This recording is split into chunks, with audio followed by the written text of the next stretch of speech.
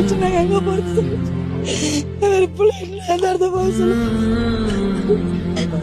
அந்த மாதிரி நாங்க போ ஒரு 2 நாள் முன்னாடி அனகாபுத்தூர்ல இருக்கக்கூடிய வீடுகளை வந்து இடிக்கிறாங்கன்னு சொல்லிட்டு ஒரு வீடியோ ஒன்று போட்டிருந்தேன். அதுக்கு வந்து பார்த்தோம்னா டிஎம்கே சைடுல இருந்து நிறைய பேர் அந்த வீடியோ வந்து டிலீட் பண்ணுங்க அப்படின்னு சொல்லி நிறைய பேர் கேட்டுட்டு இருக்கீங்க. அதாவது வந்து எனக்கு போனை போறதுக்கு முன்னாடி 1க்கு 10 வாட்டி வந்து பார்த்தோம்னா யோசிச்சு போனை போடுங்க.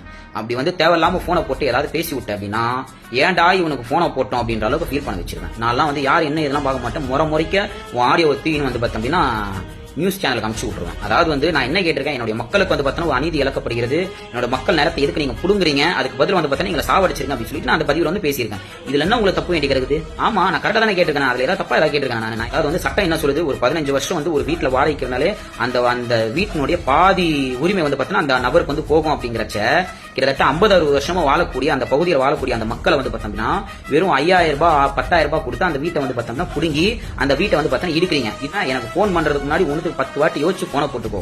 போனை போட்டதுக்கு அப்புறம் நான் பேசக்கூடிய வார்த்தைகள்லாம் வந்து பார்த்தோம்னா இது வரைக்கும் நீ காதால கேட்டுக்க கூட மாட்டேன். அந்த அளவுக்கு கன்றாவியா பேசுவேன். ஏன்டா இவனுக்கு போனை போட்டோம் அப்படின்ற அளவுக்கு ஃபீல் பண்ணிடுவா. பாத்துக்கோ. டிஎம்கேல இருக்கிற தன்னை பிரித்தி என்று நினைச்சுக்கிட்டு எனக்கு போனை போற வேலைலாம் வச்சுக்காதீங்க. அசிங்கமா நார் அடிச்சிருவேன்.